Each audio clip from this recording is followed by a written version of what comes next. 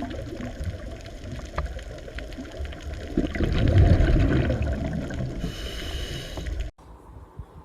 હવે આજે આપણા ચેપ્ટરમાં આગળ વધીએ. આજનો ટોપિક છે જૈવિક નિયંત્રકો તરીકે સૂક્ષ્મજીવો. હવે જૈવિક નિયંત્રકો એટલે તો કે આપણે ખેતીવાડીમાં જે નુકસાનકારક જીવાતો હોય એનું નિયંત્રણ કરતા હોઈએ, પણ આપણે સામાન્યતઃ એ નિયંત્રણ શેનાથી કરીએ? રાસાયણિક નિયંત્રકો એટલે કે રાસાયણિક જંતુનાશકો દ્વારા.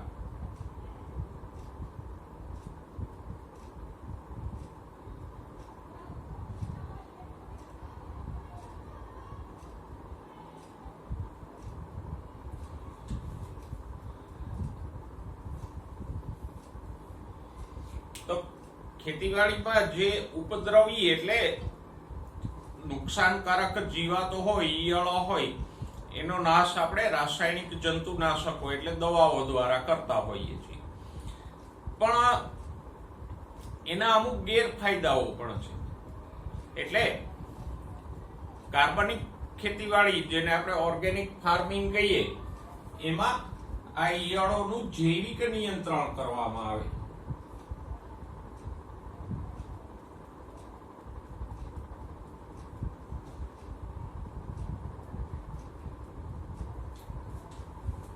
તો જૈવિક નિયંત્રણ એટલે શું? તો કે સજીવો દ્વારા જ બીજા નુકસાનકારક જીવો કે ઈયળોને મારી નાખીએ એને શું કહેવાય? જૈવિક નિયંત્રણ. એમાં કોઈ રાસાયણિક દવાઓનો કે એનો ઉપયોગ ન થાય, પણ ઈયળો લાગી છે તો એ ઈયળોના શિકારી કીટકોને કે લઈ આવો અને એ કીટકો આ નુકસાનકારક ઈયળોને ખાઈ જાય, તો એ શું થયું? જૈવિક નિયંત્રણ. બરાબર. જો ઉપદ્રવી જંતુ એટલે નુકસાનકારક કીટકો, એને આપણે પેસ્ટ કહીએ, PEST.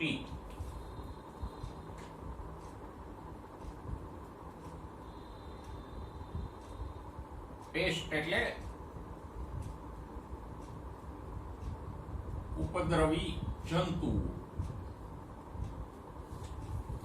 બરાબર.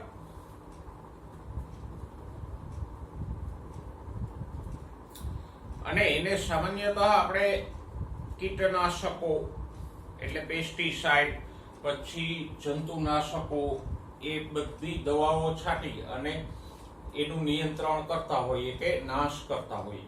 પણ આ રાસાયણિક જંતુનાશકો છે વિષારી છે. એના ગેરફાયદા કયા છે? તો કે એક તો વિષારી છે, ઝેરી છે. વિષારી મીન્સ ઝેરી છે. એટલે એ સીધે સીધા અથવા તો જે કોઈ પાકમાં આપણે છાંટીએ છીએ એ પાકના ઉપયોગથી મનુષ્ય શરીરમાં જાય તો નુકસાન પહોંચાડે. અને આ જંતુનાશકો ઝેરી છે તો આપણે જાણીએ જ છીએ. બરાબર. એટલે એ પ્રાણીઓ અને મનુષ્ય માટે હાનિ કરતા છે. એવી જ રીતે એ પર્યાવરણ, ફળ, શાકભાજી વગેરેને પ્રદૂષિત કરે. આપણે જે કોઈ દવાઓ ખેતરમાં છાંટીએ છીએ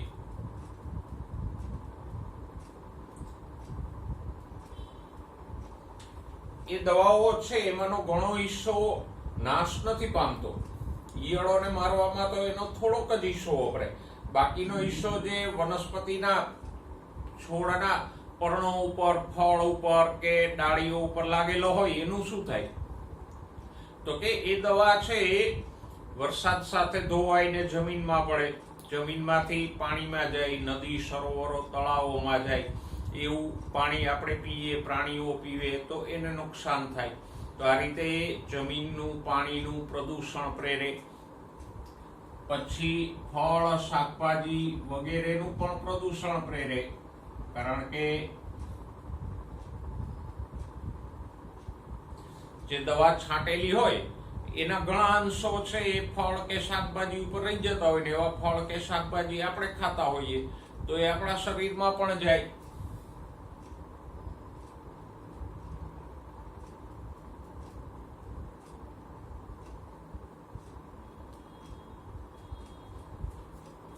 અને એને કારણે આપણા પાણી અને જમીન છે એ પ્રદૂષિત થઈ ચૂક્યા છે. અને ત્રીજો મોટો ગેરફાયદો હોય રાસાયણિક જંતુનાશકોનો તો એ ઉપયોગી કીટકોને પણ મારી નાખે છે.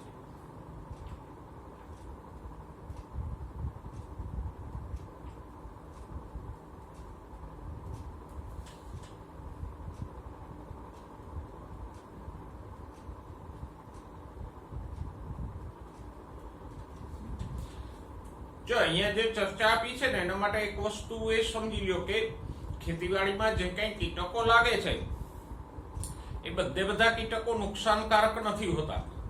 એમાંના અમુક કીટકો છે એ પાકને ઉપયોગી પણ હોય. દાખલા તરીકે મધમાખી, તો એ પરાગનયન કરાવીને ઉત્પાદન વધારવામાં ઉપયોગી છે. પછી બીજા અમુક કીટકો એવા હોય કે જે નુકસાનકારક જીવાતોને ખાઈ જતા હોય. તો એમ ઘણા કીટકો છે લાભદાયી પણ હોય. પણ આજે રાસાયણિક જંતુનાશકોની આપણે વાત કરીએ છીએ તો બધાને મારી નાખશે. નુકસાનકારકને મારી નાખશે, સાથે સાથે ફાયદાકારક કીટકો હશે, લાભદાયી કીટકો, એને પણ મારી નાખશે. તો આમ પરંપરાગત રીતે આપણે જે રાસાયણિક જંતુનાશકો વાપરીએ છીએ એની આટલી નુકસાનીઓ છે. કઈ કઈ તો કે એક તો વિષારી છે, એટલે મનુષ્ય કે બીજા પ્રાણીના શરીરમાં જાય તો એને નુકસાન પહોંચાડે. પછી તો કે જમીન અને પાણીનું પ્રદૂષણ પ્રેરે, ફળ અને શાકભાજીને દૂષિત કરે અને ઉપયોગી કીટકોનો પણ નાશ કરે. તો રાસાયણિક જંતુનાશકોના ગેરફાયદાઓને કારણે આજે ઓર્ગેનિક ફાર્મિંગ કરનારા ખેડૂતો છે એ બધા જૈવિક નિયંત્રણ તરફ વળ્યા. એટલે કે રાસાયણિક દવાઓ નહીં છાંટવાની, એને બદલે એવા સજીવો લાવો કે જે આ નુકસાનકારક કીટકોને, પેસ્ટને નિયંત્રણમાં રાખે. તો જો ઉપદ્રવી જંતુઓ અને રોગોનું જૈવિક નિયંત્રણ કેવી રીતે કરાય? તો કે પેસ્ટ કંટ્રોલ એટલે જૈવિક નિયંત્રણ, ઈયળોનું નિયંત્રણ. પેસ્ટ કંટ્રોલ એટલે પેસ્ટ એટલે ઉપદ્રવી કે નુકસાનકારક જંતુ અને કંટ્રોલ એટલે નિયંત્રણ. તો પેસ્ટ કંટ્રોલ એટલે નુકસાનકારક જંતુઓનું નિયંત્રણ કરવાની આ જૈવિક નિયંત્રણની પદ્ધતિ છે એ પ્રાકૃતિક ભક્ષકો ઉપર નિર્ભર છે. હવે પ્રાકૃતિક ભક્ષકો એટલે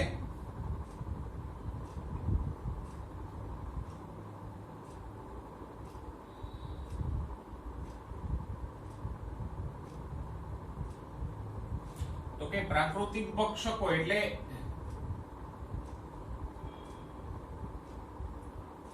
ઉપદ્રવી. અહીંયા ઉપદ્રવી એટલે નુકસાનકારક.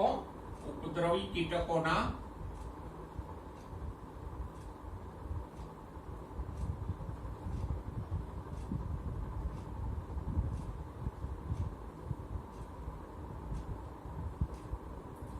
શિકારી સજીવો. ભક્ષક એટલે શિકારી.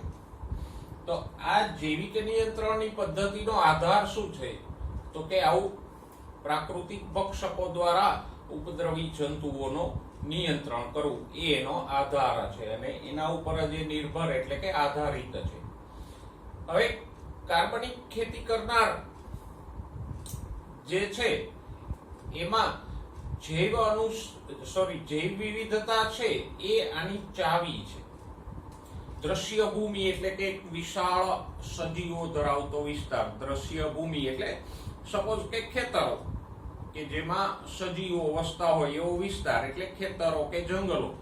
તો આમ દ્રશ્ય ભૂમિમાં જેટલી જૈવ વિવિધતા વધુ એટલું સ્થાયીપણું વધારે. આપણે નિવસન તંત્ર વાળા વિસ્તારમાં ભણશું કે જૈવ વિવિધતા જેટલી વધારે કોઈ પણ વિસ્તારમાં એટલું એનું સ્થાયીપણું વધારે, ટકાઉપણું વધારે.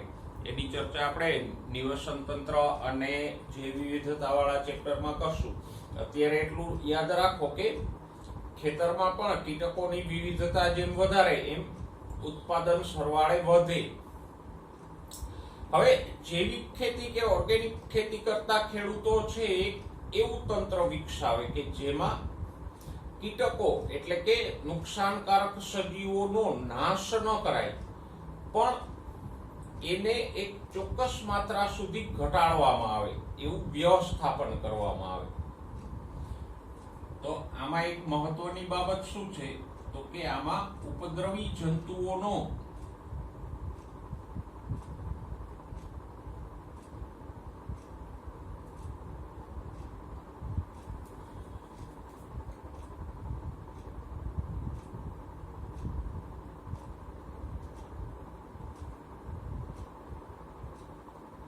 સંપૂર્ણ નાશ નથી કરાતો.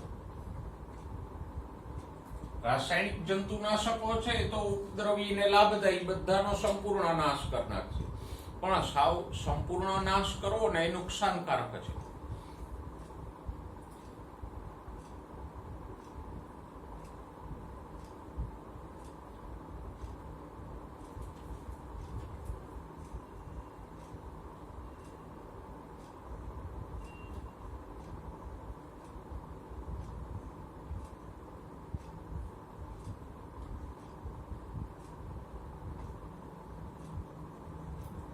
એટલે એમાં ઈયળો કે કોઈ પણ નુકસાનકારક જંતુ હોય તો એને એકદમ ઘટાડી દેવામાં આવે, એને તદ્દન નાશ નથી કરવામાં આવતી.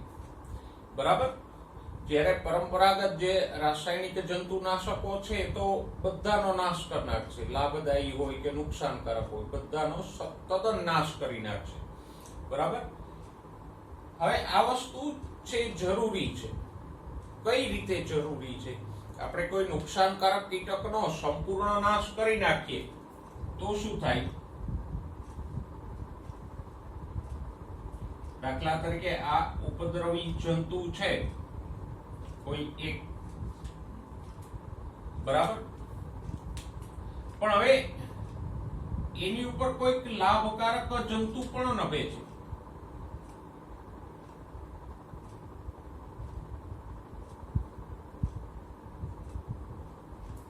બરાબર. આ લાભદાયી એની ઉપર પાછો બીજો એક લાભદાયી કીટક વસે છે, એનો શિકાર કરે છે.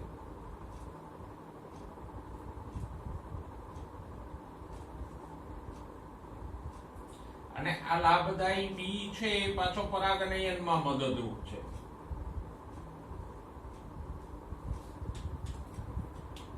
કારણ કે કુદરતમાં તો એક સજીવ ઉપર બીજો સજીવ નભતો જ હોય, જેમ કે ઘાસ ઉપર હરણ નભે છે, હરણ ઉપર સિંહ નભે છે, એમ અહીંયા પણ કોઈ ઉપદ્રવી જીવાત છે તો એની ઉપર કોઈ લાભદાયી એનો શિકાર કોઈ લાભદાયી જંતુ કરતું હોય અને એનો શિકાર વળી બીજું કોઈ લાભકારક કીટક કરતું હોય, એ પાછું પરાગનયનમાં ઉપયોગી થતું હોય. તો જો હવે શું થશે, આ ઉપદ્રવી જંતુનો આપણે સંપૂર્ણ નાશ કરી નાખીએ તો આ પણ મરી જશે, આનો પણ નાશ થઈ જશે, અને આનો નાશ થશે બીનો, એટલે પરાગનયન ઘટી જશે. પરાગનયન ઘટશે તો ઉત્પાદન ઘટશે. બરાબર. તો આ રીતે ઉપદ્રવી જંતુઓનો સંપૂર્ણ નાશ કરવો એ અશક્ય જ નહીં પણ ઈચ્છનીય નથી. ભલે એ નુકસાનકારક છે પણ એનો તદ્દન નાશ કરી નાખશો તો એની ઉપર નભનારા લાભકારક કીટકો પણ નાશ પામી જશે, અને એને કારણે આના કારણે જે લાભો મળે છે, ફાયદો મળે છે પાકને, એ પણ અટકી જશે. જો આવા કિસ્સાઓ ક્યારે થાય તો કે 2-4 વર્ષ પહેલા તમે સાંભળ્યું હોય તો ખેતરોમાં પેલા મુંડા એટલે કે સફેદ લાર્વાઓનો ઉપદ્રવ વધી ગયો. ચોમાસું આવે એટલે જમીનની અંદર પુષ્કળ પ્રમાણમાં ઢગલાબંધ આવા સફેદ કલરના પેલા મુંડા કે લાર્વાઓ નીકળી પડે, અને એ લાર્વાઓ છે પછી પાક વાવો મગફળી વગેરે તો એના પ્રકાંડને કોતરી ખાય, મૂળને કોતરી ખાય ને છોડનો નાશ કરી નાખે. હવે આ આટલા બધા મુંડાઓ અચાનક ક્યાંથી ઉભરાઈ પડ્યા? તો કે એનું કારણ શું છે? આપણે આડેધડ જે રાસાયણિક ખાતરો, જંતુનાશકો, નિંદામણનાશકોનો ઉપયોગ કરીએ એને કારણે આ મુંડાઓનું નિયંત્રણ કરનારા સજીવો નાશ પામી ગયા, એના શિકારીઓ નાશ પામી ગયા, તો પછી મુંડાઓની વસ્તી વધશે ને નુકસાન વધશે. તો આવી રીતે આપણે આડેધડ રાસાયણિક જંતુનાશકોથી કે કોઈ પણથી સંપૂર્ણ બધા કીટકોનો નાશ કરી દઈએ તો એમાં જે લાભદાયક હોય એનો નાશ થઈ જાય, અને લાભદાયકનો નાશ થઈ જશે એટલે ઉપદ્રવીઓનો ઉપદ્રવ વધશે. એકવાર તમે ઉપદ્રવી જંતુઓનો નાશ કરી નાખો તો એના શિકારીઓ પણ નાશ પામી ગયા. એટલે પરાગનયનમાં તો નુકસાન થયું, પણ હવે થોડાક દિવસ પછી બીજે ક્યાંયથી આ ઉપદ્રવીઓ પાછા આવ્યા બાજુના ખેતરમાંથી,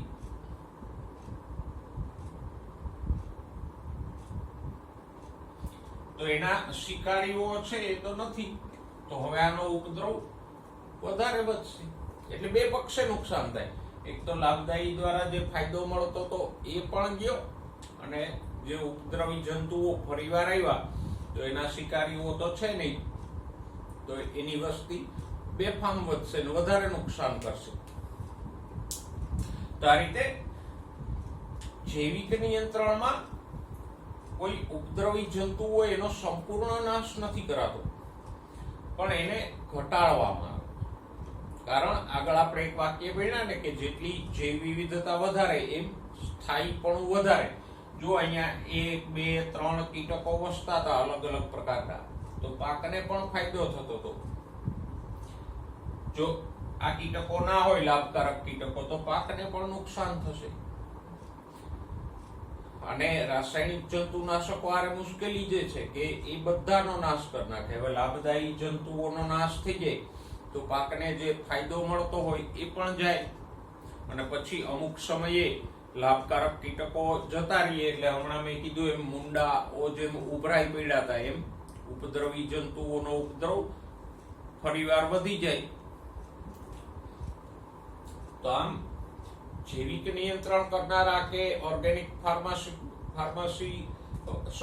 ઓર્ગેનિક ફાર્મર્સ છે એ બધા આના માટે કામ કરતા હોય કે એના ખેતરમાં એક એવું તંત્ર વિકસે કે જેમાં ઉપદ્રવી જંતુઓ થોડાક પ્રમાણમાં જળવાઈ રહે, એટલા પ્રમાણમાં કે પાકને મોટું નુકસાન ન કરે, પણ એની ઉપર નભનારા લાભદાયી કીટકો પણ જળવાઈ રહે, અને પાકને જે ફાયદો થાય છે આ લાભદાયીઓ દ્વારા એ પણ એને મળતો રહે. બરાબર. તો આજે આપણે જૈવિક જીવાત નિયંત્રણનો પાયો છે એ સમજ્યા. એમાં બે બાબતો મહત્વની છે. જૈવિક જીવાત નિયંત્રણ શેના આધારિત છે? આમ પ્રાકૃતિક ભક્ષકો એટલે શિકારીઓ, આ નુકસાનકારક કીટકો છે તો બીજો એનો શિકારી કીટક લાવવાનો, એટલે આનો શિકાર કરીને આનું પ્રમાણ ઘટાડશે, એનો પાયો છે. પણ બીજી ધ્યાનમાં રાખવા લાયક બાબત શું છે તો કે ઉપદ્રવી જંતુઓનો આમાં સંપૂર્ણ નાશ નથી કરાતો, પણ એનું પ્રમાણ ઘટાડાય, જેને કારણે એની ઉપર નભતા લાભકારક કીટકો છે એ પણ ટકી રહે, અને આના દ્વારા મળતા ફાયદાઓ છે આપણને પ્રાપ્ત થયા કરે. તો એવું એક તંત્ર વિકસાવવું જોઈએ કે જેમાં બધા કીટકો છે એ યોગ્ય રીતે ટકી રહે, અને આ કીટકો દ્વારા સરવાળે જે ફાયદાઓ થાય છે એ પણ આપણને મળતા રહે. જો આટલી આપણે જે ચર્ચા કરી એના ઉપરથી આપણે એક વસ્તુ સમજી શકીએ કે જૈવિક જીવાત નિયંત્રણ માટે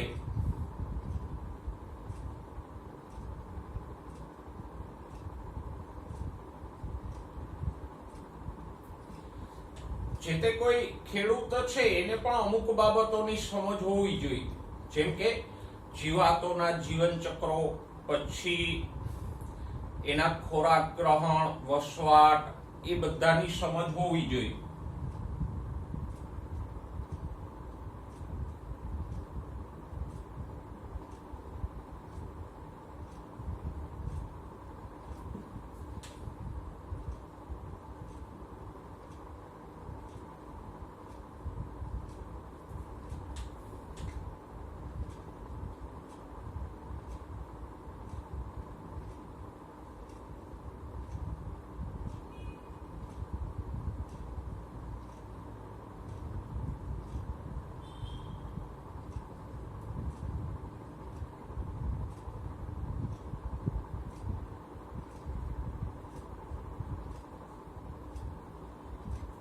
એટલે કે જે કોઈ જીવાતો લાગે છે તો એ ખેડૂતને પેલો તો એ ખ્યાલ હોવો જોઈએ કે આ જીવાતનો શિકારી કોણ છે જેને આપણે લાવીએ.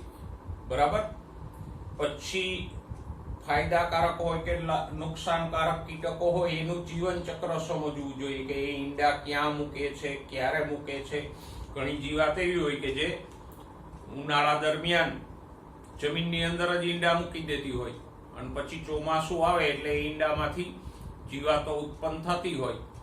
તો એ જો સમજ હોય એના જીવન ચક્રની, તો પછી જમીનની અંદર જ આપણે એ ઉપાયો કરી શકીએ કે એના ઈંડાઓ છે મોટે ભાગે જમીનમાં જ નાશ પામી જાય, એમાંથી ચોમાસા દરમિયાન ઈયળો ઉત્પન્ન જ ન થાય. તો એવી રીતે એના જીવન ચક્રો, વસવાટ, ખોરાક ગ્રહણ એ બધાની સમજ હોય તો આ જૈવિક જીવાત નિયંત્રણ સહેલું બની જાય. અને જો જૈવિક જીવાત નિયંત્રણ અપનાવવામાં આવે તો આ રાસાયણિક જંતુનાશકો ઉપરની આપણી નિર્ભરતા છે, આધાર છે, ઘટાડી શકાય. કારણ કે રાસાયણિક જંતુનાશકો વિષારી છે, પ્રદૂષણ તો પ્રેરે જ છે, સાથે સાથે એ ઘણા બધા મોંઘા પણ છે, ખર્ચાળ પણ છે. તો ખેડૂતને થોડીક મહેનત અને સમજ કેળવીને જૈવિક નિયંત્રણ કરે તો ખેડૂતને પણ આર્થિક રીતે ફાયદો થાય. આ જંતુનાશકો પાછળનો ખર્ચ છે એ બચી શકે. બરાબર. અને આવા ઘણા બધા કિસ્સાઓ મોટા પાયે થઈ પણ ચૂક્યા છે. એવું નથી કે આ બધી વાતો છે. જો વ્યવસ્થિત સમજ હોય તો જૈવિક જીવાત નિયંત્રણનું ઉત્તમ પરિણામ પણ મળે. દાખલા તરીકે જો વેસ્ટ ઇન્ડિઝ ના ઘણા ટાપુઓ છે એની ઉપર શેરડીનું વાવેતર પુષ્કળ થાય, તો એ શેરડીના વાવેતરમાં ઉંદરોનો ઉપદ્રવ વધ્યો તો એ લોકોએ ભારતમાંથી ઘુવડોને આયાત કર્યા. ઘુવડ છે એ ઉંદરનું શિકારી છે અને એના દ્વારા ઉંદરોની વસ્તીને નિયંત્રણમાં લાવ્યા. તો આવું જૈવિક જીવાત નિયંત્રણ થઈ શકે. જેમ ઉંદરોનું નિયંત્રણ થાય એમ કીટકોનું નિયંત્રણ પણ થાય અને એને કારણે પર્યાવરણને, આરોગ્યને તો ફાયદો થાય, સાથે સાથે ખર્ચ પણ ઘટે. જુઓ, હવે આ ટોપિકમાં આપણને જે ઉદાહરણો આપ્યા છે એની ચર્ચા કરીએ. અને આ ચેપ્ટરમાં મેં અગાઉ પણ કીધું હતું કે તમારા માટે ઉદાહરણો છે ખાસ છે. જૈવિક જીવાત નિયંત્રણના ઉદાહરણો કયા છે? તો પહેલું ઉદાહરણ છે લેડીબર્ડ.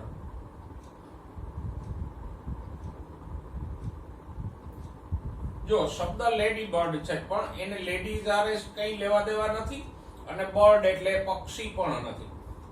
લેડીબર્ડ એક પ્રકારનું ઢાલિયું જીવડું છે. ઢાલિયા જીવડા એટલે પેલા બીટલ્સ જેની ઉપર આમ ઢાળ હોય ને, ઘણા કાળા જીવડાઓ આપણે જોઈએ ભમરા જેવા કે જેની પાંખોની ઉપર આમ બીજી એક ઢાલ જેવું આવરણ હોય. તો એ ભૃંગ કીટક એટલે બીટલ છે જેને આપણે ઢાલિયું જીવડું કહીએ.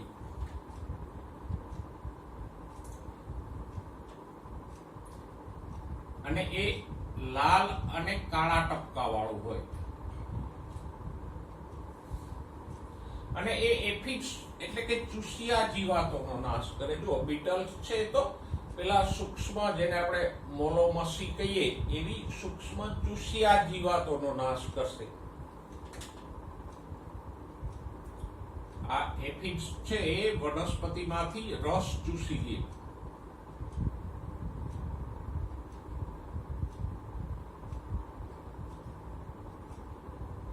અને મગફળી કે કપાસના ખેતરમાં આટો મારો તો આ લાલ રંગનું કાળા ટપકા વાળું લેડીબર્ડ છે એ સહેલાઈથી મળી લે. આટલું હોય એમ નાનું એવું.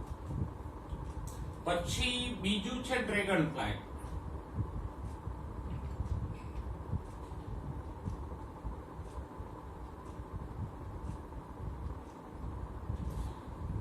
સામાન્ય રીતે આટલા મોટા હોય અને ચાર પાંખો વાળા હોય અને પાણીની ઉપર ઉડતા હોય. તો આ ડ્રેગન ફ્લાય છે મચ્છરોનો નાશ કરે. પાણીમાં મચ્છરના ઈંડાઓ, લાર્વાઓ વગેરે હોય તો એનો નાશ કરે.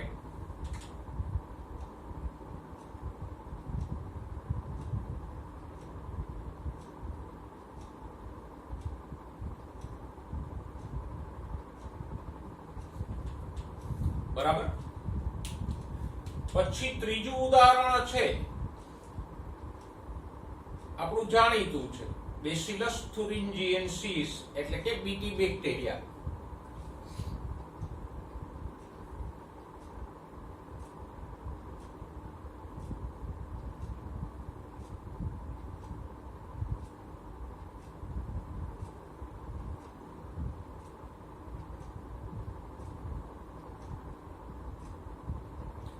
જેને ટૂંકમાં BT, B for bacillus, T for thuringiensis bacteria પણ કહેવાય.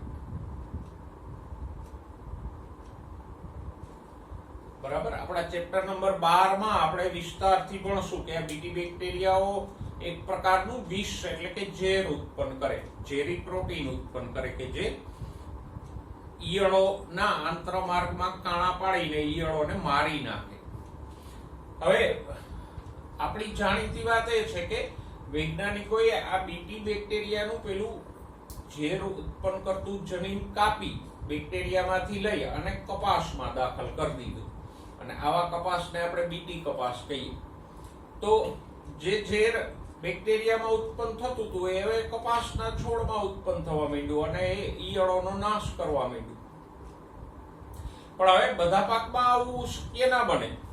રાઈનો પાક અને ઘણા બધા ફળાઉ વૃક્ષો છે તો એમાં આમ બીટી બેક્ટેરિયાનું જનીન આપણે દાખલ નથી કરતા, પણ શું કરવામાં આવે તો કે આ બેક્ટેરિયાના બીજાણુઓ બજારમાં પાવડર સ્વરૂપે મળે. તો એ બીજાણુઓનો પાવડર તમે વૃક્ષો ઉપર છાંટી દો, પછી આવા વૃક્ષના પાંદડા કોઈ ઈયળ ખાય એટલે એનામાં બેક્ટેરિયા જાય અને બેક્ટેરિયાનું ઝેર છે એ ઈયળોને મારી નાખે. તો અહીંયા જનીનની ફેરબદલીને બદલે આ બીટી બેક્ટેરિયાના બીજાણુઓનો છંટકાવ કરી અને ઈયળોનું નિયંત્રણ કરવામાં આવે. પછી એક ફૂગ છે ટ્રાઇકોડર્મા.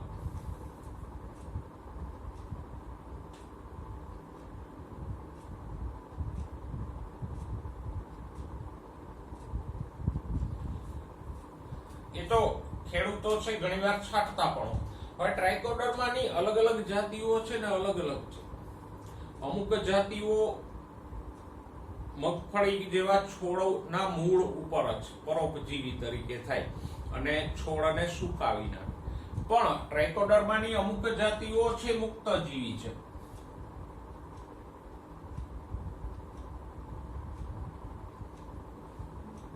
અને લાભદાયી પણ છે. ઉનાળાના સમયે આ ટ્રાઇકોડર્માના બીજાણુનો પાવડર જમીનમાં છાંટી દઈએ તો આ મુક્તજીવી બિનહાનિકારક ટ્રાઇકોડર્મા ફેલાય એટલે પેલી નુકસાનકારક ફૂગને ફેલાવા ન દે.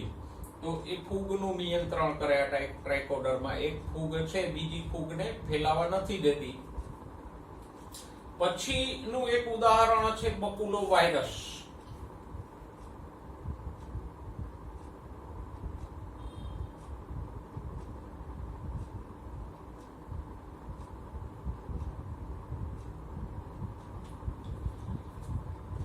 બકુલો વાયરસ સંધિપાદીઓમાં રોગ ઉત્પન્ન કરે. સંધિપાદી એટલે કીટકો. સંધિપાદ સમુદાયમાં જ કીટકો આવે ને.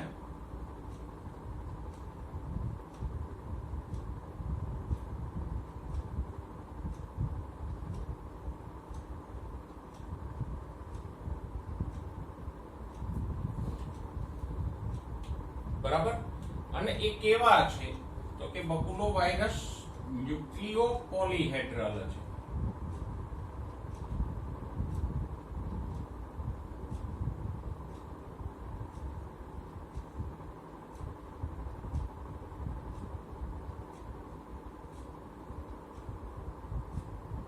અથવા તો ન્યુક્લિયો પોલીહેડ્રો વાયરસ છે. પોલીહેડ્રલ એટલે બહુફલકીય. આમ જેના જાજા બધા તલ હોય, સમતલ હોય એને શું કહેવાય? પોલીહેડ્રલ. દાખલા તરીકે આમ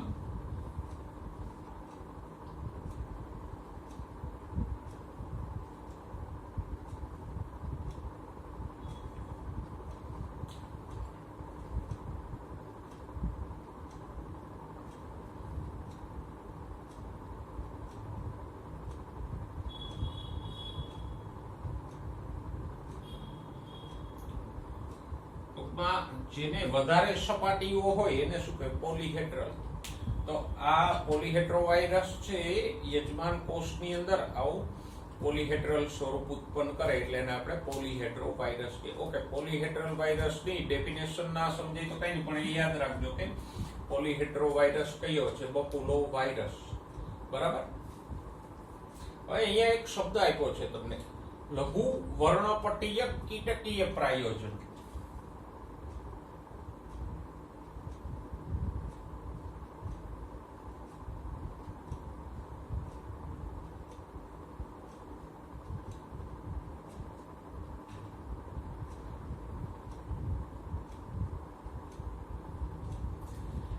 એટલે શું?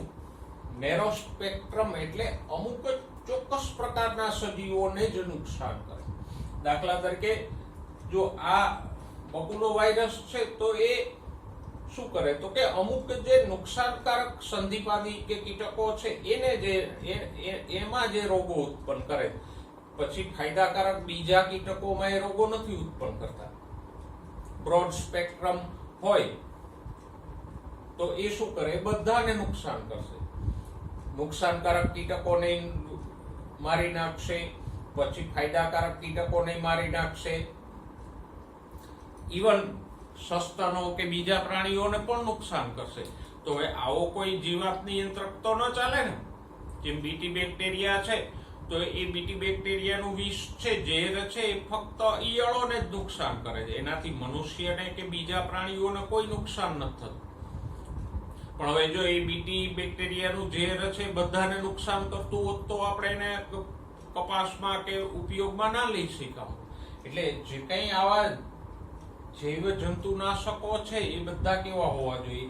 લઘુ વર્ણપટીય, એટલે કે અમુક ચોક્કસ નુકસાનકારક જાતિઓનો જ નાશ કરનારા હોવા જોઈએ. બીજા કોઈ પ્રાણીઓ કે મનુષ્યને એનાથી નુકસાન થવું જોઈએ નહીં.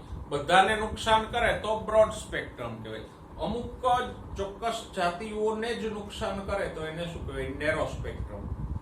બરાબર.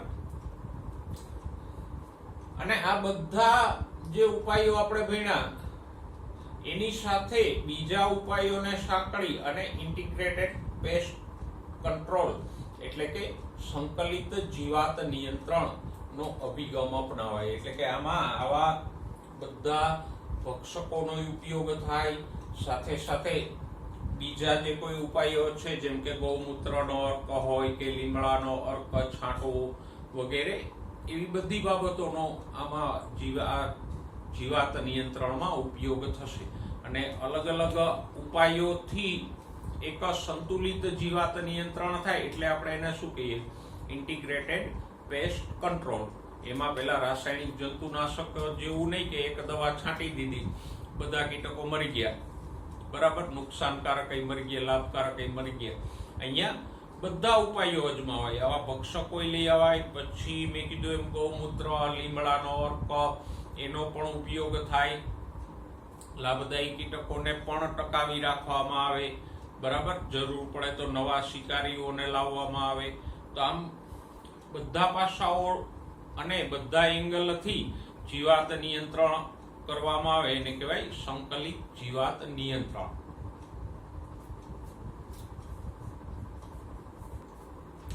હવે જોઈએ જૈવિક ખાતરો તરીકે સૂક્ષ્મજીવો.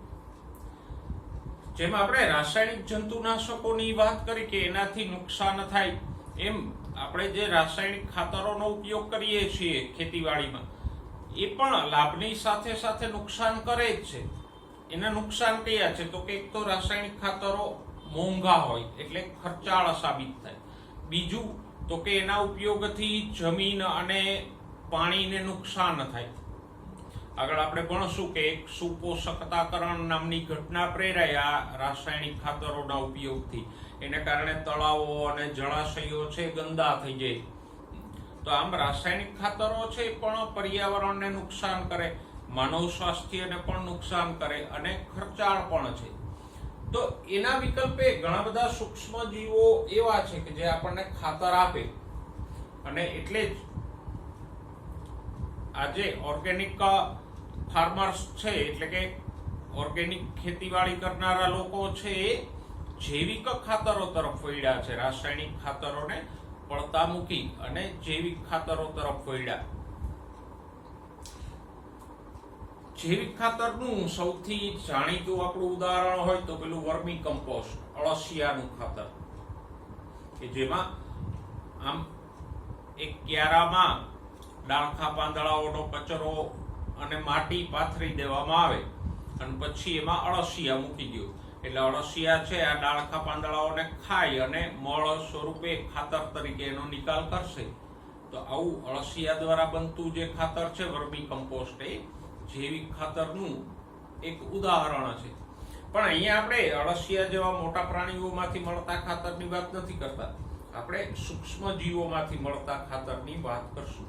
પણ આ સૂક્ષ્મ જીવો હોય કે બીજા સજીવો હોય, જે જૈવિક ખાતરો છે એના મુખ્ય ફાયદા કયા છે? તો કે એક તો એ કુદરતી પદાર્થોમાંથી બને છે એટલે એ જમીનને કે પાણીને કે પાકને કોઈને નુકસાન નહીં કરે. અને બીજું, એ રાસાયણિક ખાતરો કરતા સસ્તા છે. આજે પણ જુઓ, ખેડૂતો વાત કરતા હોય કે રાસાયણિક ખાતર કરતા જે દેશી છાણિયું ખાતર છે એ વધારે લાભદાયક છે. ભલે આજે આપણી પાસે એટલા ઢોર ઢાખર નથી કે પૂરતા પ્રમાણમાં છાણિયું ખાતર ઉપલબ્ધ થાય એટલે રાસાયણિક ખાતરનો ઉપયોગ કરતા હોય, કારણ કે એ સરળ અને ઝડપી અસરકારક છે. પણ છતાંય લાંબા ગાળાના લાભની વાત કરો તો જે છાણિયું ખાતર કુદરતી તત્વોથી બનેલું છે એ વધારે અસરકારક અને ફાયદાકારક છે. તો આવા જે જૈવિક ખાતરો છે એ જમીનને લાંબા સમય માટે ખનિજ પોષકોથી સમૃદ્ધ બનાવે. એમાં બધા જ ખનિજ તત્વો એ યોગ્ય માત્રામાં અને યોગ્ય રીતે લાંબા ગાળા માટે જમીનમાં ઉમેરે. જૈવિક ખાતરોમાં સૂક્ષ્મ જીવો કયા કયા ઉપયોગી થાય? તો કે એક તો આપણું જાણીતું ઉદાહરણ છે રાઇઝોબિયમ બેક્ટેરિયા.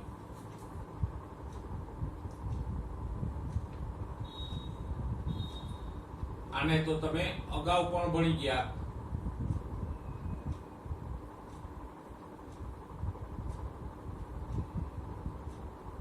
રાઇઝોબિયમ છે એ સહજીવી બેક્ટેરિયા છે અને મગફળી જેવી શીંગી કુળની વનસ્પતિ ઉપર એ મૂળ ગંડિકાઓ બનાવીને રહે. વનસ્પતિ એને ખોરાક આપે, રહેઠાણ આપે અને બેક્ટેરિયા વનસ્પતિને નાઇટ્રોજન સ્થાપન કરીને નાઇટ્રોજન આપે. તો જો આપણે ખેતરમાં યુરિયા વગેરે ખાતરો નાખીએ છીએ તો એમાંથી નાઇટ્રોજન જ મળે. અહીંયા એ નાઇટ્રોજન બેક્ટેરિયાઓ મફતમાં આપે છે. બરાબર? તો આપણે જાણીએ છીએ આ સહજીવી છે અને શીંગી કુળની વનસ્પતિ ઉપર જ હોય.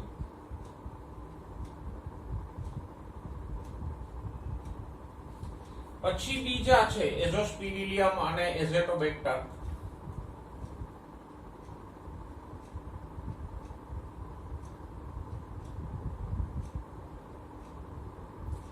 આ પણ બેક્ટેરિયાઓ જ છે.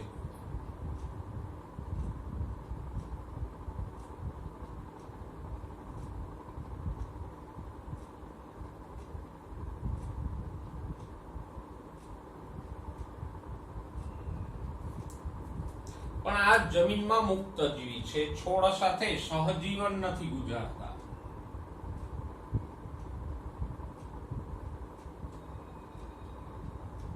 અને આ બધા બેક્ટેરિયા છે અગાઉ પણ આપણે ભણી ગયા 11મા ધોરણના 12મા ચેપ્ટરમાં બીજા ઉદાહરણો ફ્રેન્કિયા અને એ બધા. તો આ બધા વનસ્પતિને નાઇટ્રોજન પૂરો પાડે. નાઇટ્રોજન સ્થાપનની પ્રક્રિયા આપણે ધોરણ 11ના 12મા ચેપ્ટરમાં ભણી ગયા. તો આ બેક્ટેરિયાઓ વનસ્પતિને નાઇટ્રોજન પૂરો પાડશે. એના પછીનું એક ઉદાહરણ જે પણ આપણે ભણી ગયા માઇકોરાઇઝા એટલે કવક મૂળ.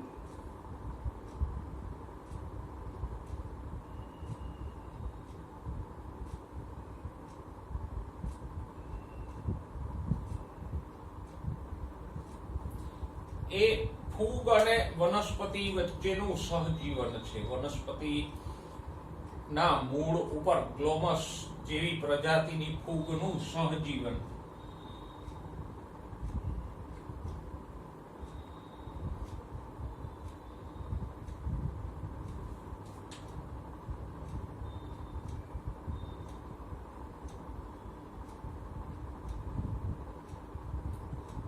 માઇકોરાઇઝામાં કઈ ફૂગ ભાગ લે? ગ્લોમસ જાતિની ફૂગ વનસ્પતિના મૂળ ઉપર સહજીવન વિતાવે. અને ઉચ્ચ કક્ષાની જે વનસ્પતિઓ છે એમાંની 80% વનસ્પતિઓમાં આ ફૂગ સહજીવન વિતાવતી હોય. એટલે તો કોઈ છોડ ઉપાડો તો એના મૂળ ઉપર આપણને ફૂગ જોવા મળશે. વનસ્પતિના વૃક્ષના મૂળ હોય એને ખોદો તો એમાં ફૂગ તો જોવા મળશે. અને પાઇનસ જેવી ઘણી વનસ્પતિઓ છે એમાં તો આ ફૂગ ન લાગે તો છોડોનો વિકાસ જ ના થાય. કારણ કે અહીંયા ફૂગ છે વનસ્પતિને જમીનમાંથી પાણી અને ફોસ્ફેટ જેવા ખનિજો શોષીને આપે. તો અહીંયા ફોસ્ફેટ ખાતર સ્વરૂપે આપે છે. બરાબર. અને વનસ્પતિને શુષ્કતા સામે ટકી રહેવાની ક્ષમતા આપે. એટલે કે વનસ્પતિને પાણી શોષવામાં પણ મદદરૂપ થાય. ફોસ્ફેટનું શોષણ તો કરી આપે, સાથે સાથે પાણી શોષવામાં અને પ્રતિકારકતામાં, રોગ પ્રતિકારકતામાં પણ ઉપયોગી થાય. એના પછીનું જૈવિક ખાતરનું ઉદાહરણ છે સાયનોબેક્ટેરિયા.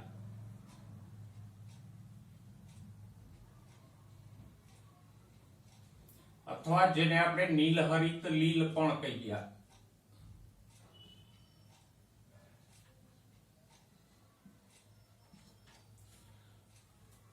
જો ડાંગર કે કેળાના ખેતરો હોય કે જેમાં સતતપણે વધારે પાણી ભરાયેલું રહેતું હોય કે ભીનાશ રહેતી હોય, ખાસ તડકો ના આવતો હોય, તો આવા ડાંગર કે કેળાના ખેતરો કે જે સતત વધારે પાણી વાળા રહે છે એમાં નોસ્ટોક,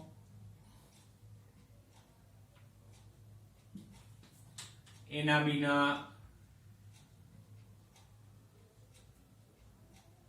ઓસિલેટોરિયા,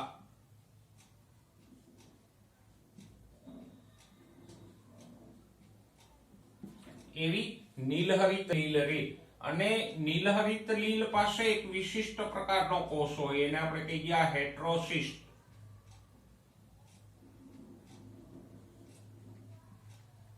અથવા અભિકોષ.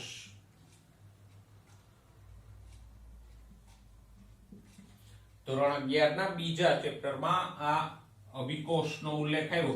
અને આ અભિકોષ છે એ નાઇટ્રોજન સ્થાપનમાં ઉપયોગી થાય.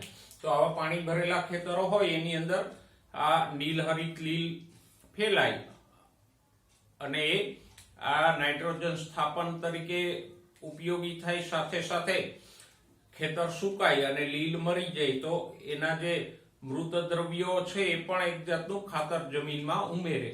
તો આમ અલગ અલગ પ્રકારના બેક્ટેરિયા અને નીલહરિત લીલ ખાતર સ્વરૂપે ઘણા બધા દ્રવ્યો આપે. જેમ કે આ બેક્ટેરિયાઓ છે નાઇટ્રોજન આપે, પછી માઇકોરાઇઝા નામની ફૂગ છે, માઇકોરાઇઝા તરીકે જે ફૂગ વસે છે ફોસ્ફેટ આપે. નીલહરિત લીલ પણ નાઇટ્રોજન સ્થાપનમાં ઉપયોગી થાય. તો આ સૂક્ષ્મ જીવો છે આપણને ખેતીવાડીમાં જૈવિક ખાતર પૂરું પાડે અને એનાથી એક ખનિજોથી સમૃદ્ધ અને બિન ખર્ચાળ, બિન હાનિકારક ખાતર ખેડૂતોને પ્રાપ્ત થાય અને ઉત્પાદન વધી શકે. તો આ ચેપ્ટરમાં આપણે જુદા જુદા ક્ષેત્રોમાં સૂક્ષ્મ જીવોના ઉપયોગો જોયા. જેમ કે ઘરગથ્થુ ઉત્પાદનોમાં, પછી ઔદ્યોગિક ઉત્પાદનોમાં, પછી સુએજ ટ્રીટમેન્ટમાં એટલે કે સુએજ વોટરના શુદ્ધિકરણમાં સૂક્ષ્મ જીવોના ઉપયોગો, બાયોગેસ મેળવવામાં સૂક્ષ્મ જીવોના ઉપયોગો, અને આજે આપણે ખેતીવાડી ક્ષેત્રે જીવાત નિયંત્રણ અને જૈવિક ખાતરમાં સૂક્ષ્મ જીવોના ઉપયોગો જોયા.